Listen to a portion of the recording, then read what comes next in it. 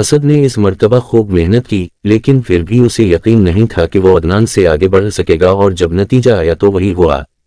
عدنان اول آیا جبکہ اسد دوسرے نمبر پر آیا۔ ہر سال اسد سالانہ امتحان کے لیے پرزور محنت کرتا، لیکن پھر بھی عدنان سے پیچھے رہ جاتا۔ جب اس مرتبہ بھی وہی ہوا تو اسد اپنے کمرے میں بیٹھ کر رونے لگا۔ اسد کے والد کمرے میں داخل ہوئے تو اسد کو یوں روتا دیکھ کر حیران ہو گئے۔ انہوں نے اسد سے رونے کی وجہ پوچھی تو اس نے کہا، ابا جان، میں ہر سال خوب محنت کرتا ہوں، لیکن نہ جانے کیوں اول آنے سے رہ جاتا ہوں۔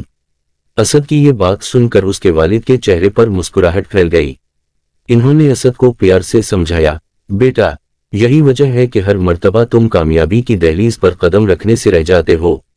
تمہارے اندر ایک خوف بیٹھ چکا ہے کہ تم عدنان سے آگے نہیں بڑھ سکتے۔ جب تم یہ بات سوچتے ہو تو تم جتنی بھی محنت کرتے ہو خود پر کم اعتمادی کی وجہ سے کامیاب نہیں ہو پاتے۔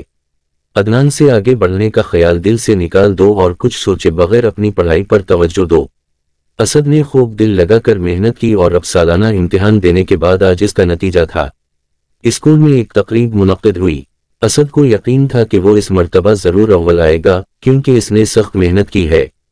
جب نتیجہ سنایا گیا تو سب سے پہلے تیسرے نمبر پر، پھر دوسرے نمبر پر آنے والے طالب علم کا نام پکارا گیا، جبکہ اسد کا دل تیزی سے دھڑکنے لگا۔ پھر پہلے آنے والے طالب علم کا پکارا گیا جسے سن کر اسد خوشی سے پھولے نہ سمایا۔ وہ سب کی پرزور تالیوں میں سٹیج کی طرف بڑھا۔ پرنسپل صاحب نے اسے مبارکباد دی اور اسے انعام دیا۔ آج وہ اول جبکہ عدنان دوسرے نمبر پر آیا۔ اب وہ جان چکا تھا کہ ہمیں یہ سوچ کر محنت کرنی چاہیے کہ ہم ضرور کامیاب ہو جائیں گے۔ یہ کامیابی کا ایک راستہ ہے۔